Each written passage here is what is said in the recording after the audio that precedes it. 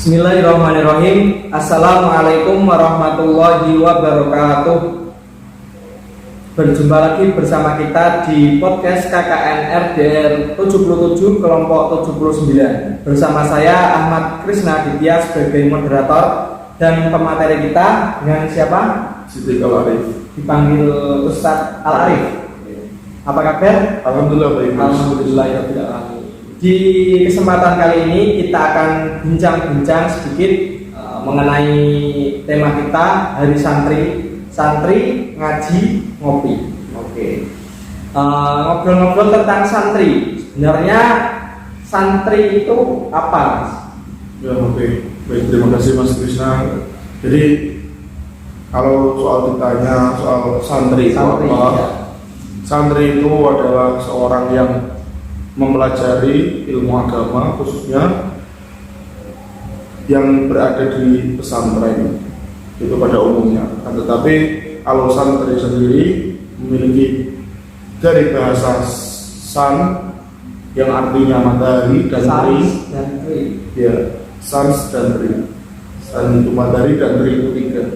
Jadi apa sih maksud dari santri itu? Yaitu tiga matahari yang memiliki yang pertama pancaran cahaya, yaitu Islam, iman, dan ihsan. Jadi makna santri itu berasal dari kata san dan tri. Itu juga beda. Nah, sekarang ini kan masih hari santri, Mas. Iya, dari santri. Ya. Menurut panjenengan, kenapa kok harus ada hari santri?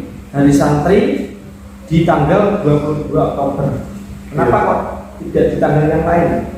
Jadi hari santri itu yang pertama untuk menciptakan semangat lagi buat para santri, karena dilihat dari sejarah dulu pada saat Hadratus Syekh Hasyim Asy'ari itu menggerakkan para santrinya untuk ikut serta dalam banteng pertahanan Indonesia khususnya. Jadi setiap pada tanggal 22 Oktober dan sudah diresmikan oleh pemerintah dan diadakan adanya Hari Santri Nasional. Jadi begitu. Oh, oke. Berarti ada sejarahnya ya? Ada sejarahnya. Karena suatu saat ya ada sejarah semua. Oke. Terus kenapa kok namanya harus dari santri? Kenapa kok tidak dari kiai atau dari ustadz atau gimana? Kenapa kok harus santri gitu ya? Dari santri. Oke. Jadi Hari Santri karena saya itu yakin seorang yang menjadi kiai itu pasti dulunya santri.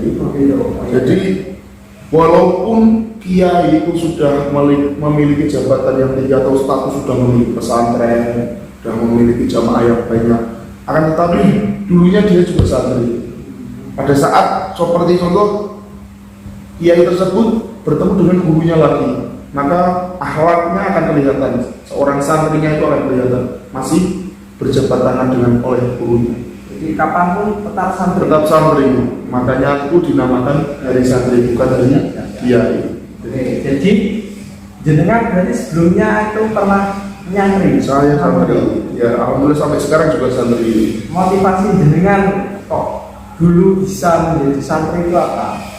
Ya, yang tentunya ya saya itu menjadi santri itu karena dari keinginan saya sendiri. Tentunya itu bukan karena suruhan orang tua.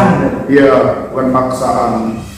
Biasanya ada orang itu yang dipaksa, akan tetapi dari si anak tersebut itu nggak mau sebenarnya. Jadi ada hambatan gitu. Alhamdulillah pada saat saya dulu itu udah memiliki niatan saya ingin menjadi santri. Karena kata orang yang menjadi santri sebelumnya, mondok itu enak loh. Mondok itu bisa gini-gini, temannya banyak, di antara lain bisa mengaji, bisa meluangkan waktu bersama-sama, bisa ngopi tentunya, ngopi bersama teman-teman. Silakan ngopi dulu. Oke ya, ngopi ngaji happy, makanya itu sering disebut ngopi ngaji happy. Oke. Jadi dulu jenengan itu santri itu karena motivasi diri sendiri. Iya, motivasi keinginan sendiri. Terus apa yang membedakan antara santri dengan anak-anak yang lain? Ya tentunya mungkin ada sedikit perbedaan ya Mas, dari segi fashion, dari segi apa karakter, mungkin tidak tangguh atau akhlak lah. Ya kalau di pesantren itu diajarkan yang pertama, pada saat di pesantren itu sesama satu kamar itu walaupun beda umur harus memanggilnya itu beda. Yang dengan sebutan kang kalau di pondok, yang kalau diumumkan mas gitu kan. Tapi akrabnya kalau di pondok kang, karena kita menghormati baik itu yang kecil yang lebih besar dipanggil kang. Kalau yang putri biasanya sering dipanggil mbak, kalau enggak neng. Ya itu kalau sebutan di pesantren. Jadi banyak sekali yang membedakan dari fashion. Kalau orang yang sudah mondok pada saat liburan pulang ke rumah itu biasanya dia masih melekat dengan ala pesantren. Yang pertama masih memakai sarung seringnya ya. Kalau saya dulu waktu pulang ke rumah itu masih sering pakai sarung enak. Oke, dalam kesehariannya sendiri di dalam pesantren, santri itu kegiatannya apa saja? Apakah hanya mengaji atau bagaimana? Ya, tentunya santri itu ya mengaji ya wajibnya mengaji karena kita itu santri ya harus ada kegiatan program ngaji, kita lakukan apa itu ngajinya. Tapi ya nggak hanya ngaji terus enggak, tapi juga ada kayak seperti ekstrakurikuler, ada kegiatan sambil sharing musyawarah, masail, diskusi. Jadi asik gitu loh, membahas kitab ini tentang ini apa artinya apa. Juga ada yang biasanya itu hari Minggu itu ada cup, jadi semua santri itu bikin liga cup sepak bola. Jadi biar apa, yang anak baru mondok-mondok itu kan biar kerasan gitu, biar tidak bosan gitu. Jadi saya itu biasanya dari pagi ya, dulu habis subuh itu jamaah subuh, setelah itu saya ngaji kitab Quran bersama Ustadz. Setelah itu nanti ada kayak nadoman kolam Muhammadun gua maliki gitu. Nanti ada pakai ember yang pakai itu buat musik untuk mengiringi. Nah setelah itu nanti juga ada yang sekolah formal. Jadi juga kita sekolah formal yang menyesuaikan SMP, SMA gitu. Jadi sebenarnya nyantri itu asik ya? Asik, kalau saya rasakan asik. Sampai saya itu betah. Ya. Berapa tahun Mas? Saya kurang lebih 8 tahun. 8 tahun. Ya, alhamdulillah. Di era sekarang itu kan era digital, era modern gitu. Nah, terus apakah santri itu bisa mengikuti arus perkembangan zaman modern, zaman digital? Itu bagaimana jenengan sebagai aktivis santri menyikapi hal tersebut? Oke, jadi kalau menurut saya, pandangan saya, seorang santri itu kalau diperbolehkan, semuanya di pondok itu diperbolehkan membawa HP, tentunya dia itu akan lalai dengan segalanya. Karena kalau sudah pegang HP itu saya yakin main gadget sampai beberapa jam itu betah. Mungkin kalau pegang kitab seringnya juga iya, karena itu bisa merusak dia jadi malas, jadi nggak rajin gitu. Kalau dulu saya di pesantren itu emang aturan dilarang membawa handphone. Nah mungkin sekarang ada perubahan baru. Nah itu sekarang ada yang namanya daring ya. Daring diperbolehkan membawa HP, itu juga sangat amat terpaksa sebenarnya, tapi juga dijadwalkan gitu. Pada saat sudah selesai daring, HP langsung dikumpulkan. Biar santri itu tidak disalahgunakan gitu, tentang pemakaian HP. Kalau kita lihat fenomena saat ini di masyarakat, stigma di masyarakat itu bahwa santri itu kalau lulus dari santri itu ya hanya di rumah, terus paling mau ngapain? Iya, biasanya pandangan masyarakat gitu. Seperti itu bagaimana menurut dunia? Kalau menurut saya sih jangan takutlah jadi santri. Soal rezeki, soal jodoh, mungkin di pondok sering gaul sama laki-laki, gak lihat sana sini, yang putri itu kayak kayak kurang wawasan mungkin gitu. Akan tetapi jangan takut, karena santri itu harus yakin bahwa jodoh, rezeki, pati udah ada yang ngatur. Jadi kita itu pesimis dulu untuk diri kita itu, kita positif thinking lah. Mungkin kita santri, wah jabatan kita atau mungkin lulusan kita aja beda sama orang yang PNS. Tapi kita lihat ya, kalau saya amati itu bahkan santri itu sekarang lebih jauh umur. Karena apa? Presiden itu juga santri. Mohon maaf, Pak Jokowi itu dulu santri. Wakilnya apalagi itu gurunya guru santri. Jadi beliau Kiai Maruf Amin itu juga santri. Mungkin dari bawahannya menteri. Iya, kebanyakan santri sekarang itu bisa melebihi yang lain. Jadi kan sekarang lagi event peringatan Hari Santri. Iya, betul. Peringatan Hari Santri di pondok-pondok itu kegiatannya seperti apa? Biasanya kalau lingkup di daerah sini itu pada saat merayakan Hari Santri itu diadakan lomba-lomba. Dalam ada lomba rebana, lomba kitoba, ada lomba bansul masail atau tanya jawab soal LCC, dan juga ada lomba hafalan nahwu. Seperti jadi dilombakan antar pondok sini satu kabupaten itu dilombakan. Jadi untuk menambah semangat belajar santri dalam menjunjung tinggi nama baik pesantrennya. Kalau di hari-hari nasional, peringatan hari nasional, hari pahlawan atau hari apa, kan ada upacara. Ya. Kalau hari santri apakah ada upacaranya? Pada saat hari santri tentunya juga ada upacara. Tapi ada yang aneh loh. Pada saat upacaranya itu beda dalam artian fashion dari segi penampilannya tentunya. Kalau biasanya 17 Agustus kan memakai kayak seragam dinas gitu.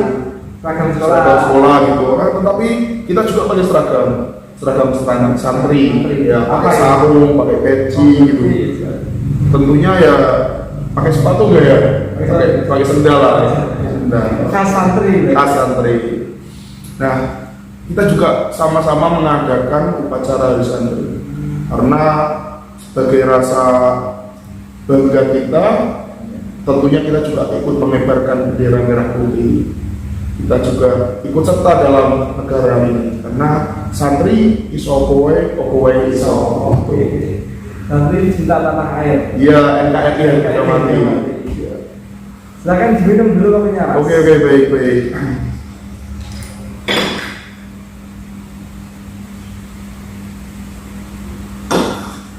Wah, ini kok kayak keingat waktu dulu. Waktu saya jadi santri itu kalau malam saya suka rajin ngopi.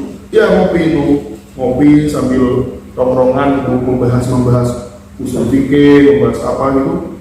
Enak sih dari minuman ya. Santri itu kopi. Iya, kopi. Alasannya itu ada yang bilang gini. Jadi pada saat nanti sumpamanya ya, karena kita itu nggak tahu kapan akan dipanggil sama Yang Maha Kuasa.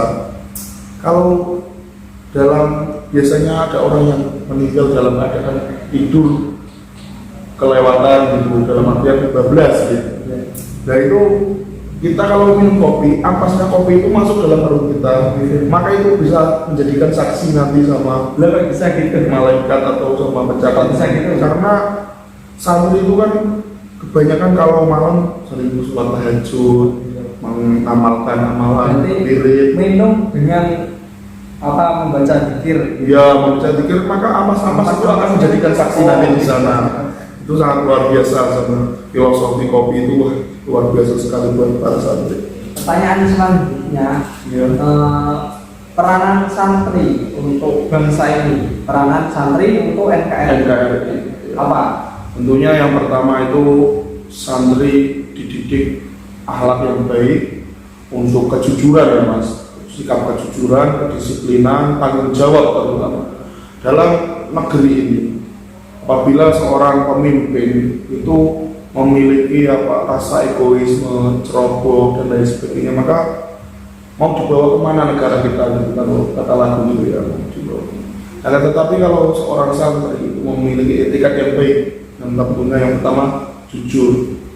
Segala sesuatu kalau dilakukan dengan cara jujur, tanggung jawab, pasti akan menjadikan benteng untuk pertahanan negara Indonesia ini tentunya. Jadi gitu. Hanya oleh karena itu kami sebagai santri, kami juga cinta NKRI. Bulwatan minal iman. Pada saat ini banyak kan orang itu banyak yang memiliki ilmu tinggi, jabatan tinggi, akan tetapi akhlak moralnya sangat kurang. Banyak orang yang berilmu tapi tidak berakhlak. Ya gitu, banyak orang gitu. Oleh karena itu dengan adanya santri kita juga ikut serta dalam bantai pertahanan ini agar Indonesia menjadi negara yang kuat, yang kokoh, baldatun thayyibatun wa rabbun ghafur. Amin. Terus menurut panjenengan lebih utama mana antara ilmu dan akhlak? Kalau dari saya sendiri, lebih yang saya utamakan yaitu akhlak. Karena lebih utama akhlak daripada ilmu. Ya sebenarnya kalau disamakan semua itu sama. Tapi kalau dilihat dari orang yang berakhlak itu pasti berilmu. Tapi kalau orang berilmu belum tentu berakhlak. Kayak gitu. Pada saat dulu itu kalau dilihat dari sejarah atau dilihat dari kisah sejarah baginda Nabi Muhammad SAW itu innama bu'istu liutamima makarimal akhlak, yang diutamakan adalah akhlak. Karena ada sejarah atau cerita pada saat itu Nabi Muhammad SAW melihat orang Yahudi yang dimana orang tersebut itu orang Buddha yang berada di tepi jalan. Orang itu padahal setiap harinya itu sering dikasih makan sama Kanjeng Nabi. Akan tetapi pada saat disuapin, orang itu saling menjelek-jelekan Kanjeng Nabi. Muhammad gini karena itu orang Yahudi, orang Yahudi. Nah, dia menjelek-jelekan padahal Nabi Muhammad itu yang menyuapi setiap harinya. Pada saat itu singkat cerita berapa tahun lamanya dan akhirnya Nabi Muhammad sudah wafat dan meninggal, dan digantikan oleh Abu Bakar As-Siddiq. Si buta tadi bisa merasakan ternyata suapan dari Kanjeng Nabi itu sangat lembut, walaupun dia sering menjelek-jelekan. Dan si Abu Bakar yang menyuapin si orang buta tadi, ini orang rasanya beda. Yang biasa nyuapin aku mana, bilangnya gitu. Ternyata terus dibilangin, Mbah, yang biasanya nyuapin mbahnya itu adalah Kanjeng Nabi. Nah, setelah itu si buta tadi itu merasa bersalah karena sudah menjelek-jelekan, bahkan sampai meludahinya. Nah itu karena, tapi akhlak beliau sangat, walaupun orang yang dicaci maki, dibenci, ternyata itulah yang menolongnya. Setelah itu bisa singkat cerita sampainya orang itu masuk ke Islam. Jadi akhlak itu sangat diutamakan.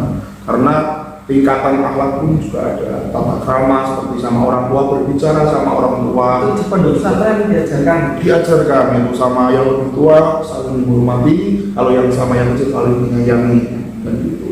Kalau kita lihat juga di masyarakat saat ini kan pemuda-pemuda itu kan banyak sekali yang akhlaknya itu saya rasa kurang. Ya, bawa rata-rata gitu. Ya kemungkinan ya mungkin yang perlu diajukan itu ya dari umum lah, karena di masyarakat mungkin dari pergaulan yang buruk. Kalau di pergaulannya kita itu ibaratkan minyak wangi. Kalau kita dekat sama orang yang menjual minyak wangi, tentunya kita ya orang yang berjualan minyak wangi itu, kita tentunya di situ akan bau kita harum, kita ke bawah kena aroma ya.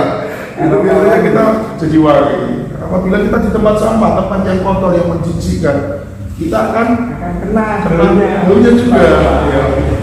Jadi gitu, semuanya itu tergantung pergaulan. Banyak sekarang anak muda yang hewan-hewan itu berkeliaran itu banyak sekali. Saya kalau lihat biasanya anak kecil-kecil sekarang udah tahu kayak itu ASU dan lain sebagainya gitu kan. Itu sebenarnya dari apa ya? Mungkin pergaulan salah satunya. Mungkin kalau kita bergaul di tempat yang baik, insya Allah kita akan menjadi orang-orang yang baik. Pertanyaan selanjutnya, kadang saya itu sering dengar istilah-istilah berkah. Misalnya santri-santri itu sering mengatakan, wah ini barokah kiai, barokah. Maksud dari berkah atau barokah itu seperti apa? Jadi berkah itu kalau menurut ilmu ya, seperti halnya dengan apa, manfaat, keberkahan. Kita hidup di dunia itu diberikan keberkahan dunia dan akhirat. Berarti setelah hidup itu kita ada keberkahan. Nah, berkah sendiri itu apa? Berkah itu didapatkan oleh seorang santri tatkala seorang santri tersebut itu memiliki atau mengabdi kepada sang guru. Contohnya, ngabdi dalam artian kita itu ikut dalam artian mengikuti apa yang dikatakan guru tersebut atau kiai. Nah, biasanya dalam pondok pesantren itu memiliki aturan-aturan, ya di mana aturan tersebut itu biasanya tolong para santri dilarang merokok kalau masih di bawah umur, dilarang menggosok.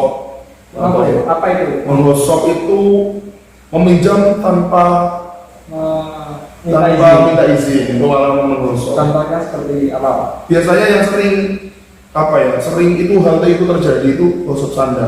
Ya. Kalau mungkin pakaian kelihatan ya kalau digosok. Kalau biasanya sandal itu sepatu, itu biasanya dia sering menggosok. Mencuri akan tetapi nanti barang itu kembali, itu menggosok namanya. Jadi minjam tanpa izin. Minjam tanpa izin ya, seperti mendung tanpa udan, kan gitu ada sekarang. Ya namanya hidup bersama itu ya, banyak nggak ada yang gitulah, ada yang mungkin punya teman sendiri nggak apa-apa, tapi kan itu hal yang nggak baik kalau bisa di sana. Nah, keberkahan kembali ke berkah lagi ya. Jadi orang di pesantren itu keberkahan itu sangat diutamakan. Kita memiliki ilmu tapi tidak barokah sama saja. Berarti ilmu kita sia-sia. Karena keberkahan itu biasanya terdapat dari ridho guru. Apabila dalam kita mencari ilmu, guru kok meridhoi, guru memberikan antusias kepada kita, maka kita akan mendapat keberkahan tersebut. Jadi itu. Oleh karena itu, maka untuk para santri khususnya, karena ridho kalau di orang tua kan birrul walidain gitu kan, minta ridho kepada orang tua, ridho Allahu, ridho walidain. Nah, gitu. Jadi ridho orang tua juga ridho Allah Subhanahu wa taala. Terus keberkahan atau berkah yang dimaksud dengan tadi, kalau semuanya saya lihat itu seperti fenomena yang terjadi itu, biasanya santri itu wah ngalah berkah orang kopi kiai atau apa itu berkah kiai atau berkah itu, apakah sama berkah seperti itu? Iya sama. Kalau dulu saya waktu ada pengajian pada setiap hari Minggu itu biasanya ada kopi buat Pak Kiai. Nah, kopi tersebut itu biasanya buat buat sasaran para santri. Siapa dia dapat. Jadi gitu. Nah, ada juga teman saya yang jahil. Teman saya itu ada yang jahil gini. Jadi dia cepat, dia dapat, dia minum kopi itu, dia kan nggak tahu yang bekas Pak Kiai itu yang mana. Saking barokahnya, saking cinta, mahabbah kepada dia, sampai sisa kita itu mengharap berkahnya dari beliau. Sampai ender-endernya. Sampai ampasnya itu ada barokahnya. Mungkin memiliki makna berkah. Mungkin setiap Pak Kiai itu zikir, melafalkan ayat-ayat suci Al-Quran, melantunkan sholawat Nabi dan lain sebagainya. Mungkin itu memiliki jadi keberkahan mungkin tidak harus dari itu. Mungkin lewat siapa tahu kan mungkin habis minum kopinya Pak Kiai langsung pinter. Kalau bisa langsung jadi kiai bisa. Ya mungkin bisa dengan lantaran itu juga bisa, karena kan kita juga nggak tahu semua. Yang biasanya para santri itu dulu cepat-cepat untuk mendapatkan kopinya, biasanya rebutan gitu ya. Ya semacam itu. Lah teman saya itu ada yang aneh gini. Jadi dulu kopinya si kiai tersebut diambil lalu gelasnya itu diputar. Jadi semua apa ya? Semua ini terkena dia dulu. Setelah itu kasihkan ke teman-temannya. Anehnya temannya itu juga mau minum. Berarti kan kalau saya pikir kalau dia udah muterin semua, berarti kalau saya yang kedua, berarti saya bekas temanku, gitu. Teman saya udah muter, berarti kalau saya ikut muter, saya berarti barokahnya dari si dia. Iya, si dia. Tapi ya itu hal yang kocak lah di pesantren. Tetapi juga hal-hal tersebut itu biasanya terjadi di pesantren. Kalau saya lihat lagi itu biasanya kalau kiai ke majelis apa, terus kiai ke masjid atau kemana itu kan Biasanya sendal. Ya itu. Yang sering terjadi dan saya alami sampai sekarang. Sampai saat ini sandal saya itu saya cari kemana ternyata udah berbalik arah gitu. Berkah atau itu hal yang sepele akan tetapi mungkin juga maksud dari si santri tersebut mengharap berkah. Intinya tidak menyusahkan gitu. Langsung intinya kan enak udah diberikan siap langsung tancap gas gitu kan. Nah mungkin dengan hal tersebut itu yang sampai sekarang itu masih terjadi dan masih itu saya pun sampai masih itu namanya Pak Kiai datang mau apa ngimami mungkin mau jadi imam sholat itu biasanya sampai itu diberikan apa sajadah sampai ke tempatnya sholat. berarti Jadi dari mulai sandal dilepas itu kalau presiden seperti karpet merah ya mungkin ya gitu maksudnya. Nah mungkin itu jadi keberkahan itu juga keberkahan dimulai dari hal-hal yang sepele karena keberkahan kita tidak tahu dapatnya dari mana, mungkin hal yang kecil menjadi sesuatu yang besar. Oleh karena itu khusus buat para teman-teman semua yang di rumah dan yang menyaksikan tayangan ini ya, jadi seberapapun itu ucapan atau suruhan dari seorang guru atau kiai, kita harus cepatnya kita itu tanggap, tawadu, tunduk, tawadu. Ya. Jadi kita memiliki rasa tawadu. Tawadu itu ya, umpamanya apa yang dikatakan kita jadi kodawo, laras gitu. Pertanyaan yang terakhir. Pesan untuk santri khususnya di tahun 2021 ini untuk kedepannya kita harus siap, kita sebagai santri harus siap siaga jiwa dan raga. Maksudnya apa? Sesuai dengan mutus sekarang ini yaitu santri siap siaga jiwa dan raga. Nah, maksudnya siap siaga dalam artian kita itu harus menyiapkan, kita itu tidak tahu, siaga dulu kalau ada apa banjiran kan biasanya ayo mari siaga. Nah kita itu harus apa siaga dulu dalam artian kita harus menjaga untuk kedepannya itu gimana. Hal-hal yang ingin menyerang kepada kita, santri harus siap. Yang dihadapi di masyarakat juga santri harus siap. Seperti contohnya kalau habis pulang dari pondok mungkin berhubung Pak Yai lagi ada acara untuk mungkin yang dari pondok silakan untuk bisa apa menggantikan imam atau dan lain sebagainya. Tapi kalau saran saya ya kalau selagi masih ada yang tua kita harus juga bisa, karena itu kembali lagi tadi ke masalah akhlak, ya aspek masalah akhlak tadi. Jadi kita itu sebenarnya harus siap apa nanti rintangan yang kita hadapi di masyarakat. Kita harus persiapkan dari sekarang.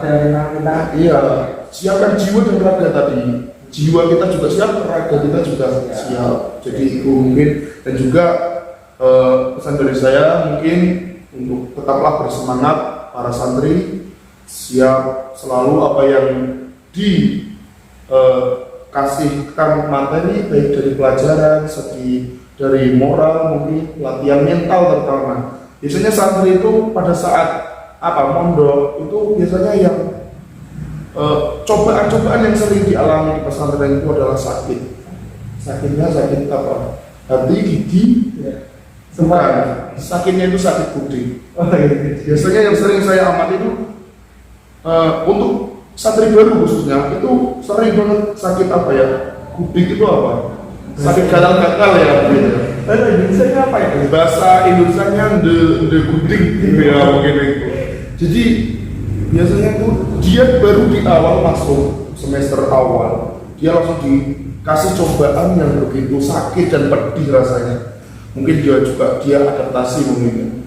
Berhubung kalau saya teliti sih soal air, mungkin biasanya ada yang bilang ya ini saya akan mengadakan penelitian soal ini, penyakit ini. Soalnya dokter saya tanya itu juga nggak tahu ini kok bisa begini gitu. Dan ini pasti semua santri kena. Kalau kata Ustadz Kiai, udah nggak apa-apa, itu stempel, cap kalau kamu itu santri. Ya itu rintangan, cobaan, makanya jiwa raga kami harus siap. Apa yang kedepannya nanti akan kita terima di masyarakat, khususnya bagi semuanya tetaplah bersemangat menjaga wajah. Barang siapa bersungguh-sungguh, maka kita akan mendapatkan berhasilnya atau mendapatkan suatu keberhasilan. Dan juga janganlah putus asa dalam mencari ilmu, karena utlubul ilma walau bismi. Tetaplah semangat dalam mencari ilmu walaupun itu jauh ke negeri Cina. Oleh karena itu dari saya mungkin itu Mas Krisna. Sebelum ditutup ada satu kalimat untuk para santri. Jadi satu kalimat. Satu kalimatnya santri iso opo wae iso. Mungkin itu ya Mas Krisna. Dan sebelum saya akhiri, mungkin ada sedikit biasanya lantunan syair-syair mungkin untuk penyemangat ke depannya. Semoga kita di musim pandemi COVID-19 kita segera dihilangkan dan dimusnahkan dari ini penyakit wabah ini. Semoga Indonesia menjadikan negara yang aman, datun, thayyiban, amin. Mari kita nyanyi. Mas Krisna mungkin bisa menyanyi nggak? Hasbi Rabbi Jalallah ma fi qalbi ghairullah Nur Muhammad sallallahu la ilaha illallah. Sekali lagi, hasbi Rabbi Jalallah ma fi qalbi khairullah Nur Muhammad sallallahu la ilaha illallah. Mungkin dari saya hanya itu Mas Krisna. Jadi saya itu kalau habis menyanyi ini pasti di hati itu ada suatu rezeki ilahi. Mungkin dari saya hanya itu yang bisa saya sampaikan Mas Krisna. Sebelum juga mohon maaf kalau ada kata-kata yang salah mungkin dari saya itu karena kebodohan saya, dan apabila ada yang beneran yang tidak disengaja mungkin itu semata-mata dari Allah Subhanahu wa taala. Burung irian, burung cendrawasih, cukup sekian dan terima kasih. Ini pergi ke pasar, tolong maafin kalau ada kata yang kasar. Assalamualaikum warahmatullahi wabarakatuh. Saya kembalikan lagi kepada moderator. Terima kasih sekali materi yang sangat luar biasa dari pemateri kita. Sebelumnya dari kami mengucapkan banyak terima kasih dan mohon maaf apabila banyak yang kekurangan. Manusiawi. Mungkin itu saja podcast kali ini. Kurang lebihnya dari kami mohon maaf. Akhirul kalam. Wallahul muwaffiq ila aqwamit thoriq. Wassalamualaikum warahmatullahi wabarakatuh.